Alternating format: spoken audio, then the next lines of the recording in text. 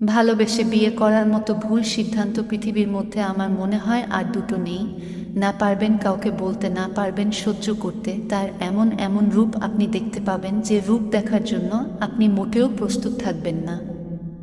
আপনি শুধু তাকে দেখবেন, তার ব্যবহার দেখবেন আর মনে মনে আফসোস করবেন এইটা ভেবে, এই মানুষটা কি সেই যাকে আমি ভালোবেসেছিলাম?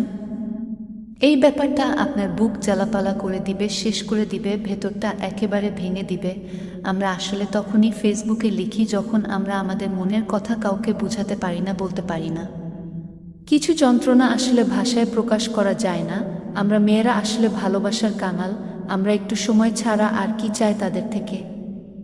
আপনি অপেক্ষায় থাকবেন কখন মানুষটা অনলাইনে আসবে, আপনি মেসেজ করবেন আর সে অপেক্ষায় থাকবে আপনার মেসেজের উত্তর হিসেবে এটা বলতে, লাঞ্চ টাইমে লাঞ্চ করে রেস্ট করি, এই টাইমে ও কি শান্তি দিতে চাও না? আপনাকে এটা বুঝাবে আপনি তার সাথে কথা বলতে চান, মানে তাকে অশান্তি দিতে চান। আপনি শুধু এটা ভাববেন, এই মানুষটা কি সেই যে আমার সাথে কথা বলার জন্য অপেক্ষায় থাকতো, যে দিনের অর্ধেকটা সময় আমাকে দিত? এর উত্তর আপনি খুঁজে পাবেন না। অতঃপর এটাই বুঝলাম, বেশি ভালোবাসার আশা করা, গুরুত্বের আশা করা শুধুই বোকামি। কারণ এসব আশা তখনই করা যায় যখন মানুষটা সত্যি আপনাকে ভালোবাসে। ভালোবাসা আর ভালো লাগা এই দুটোর মধ্যে অনেক পার্থক্য। সময় খুঁজে প্রিয় মানুষের সাথে যোগাযোগ করা আর সময় পেলে যোগাযোগ করা, এই দুটোর মধ্যে অনেক পার্থক্য।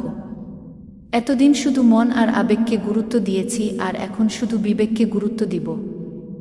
এতদিন আমি যা ফিল করতাম আজ থেকে তুমি তা ফিল করবা। এতদিন আমি ভাবতাম আর এখন থেকে তুমি ভাববা, এই মানুষটা কি সেই যে আমাকে ভালোবাসতো, আমার অপেক্ষায় থাকতো, আমার জন্য পাগলামি করত?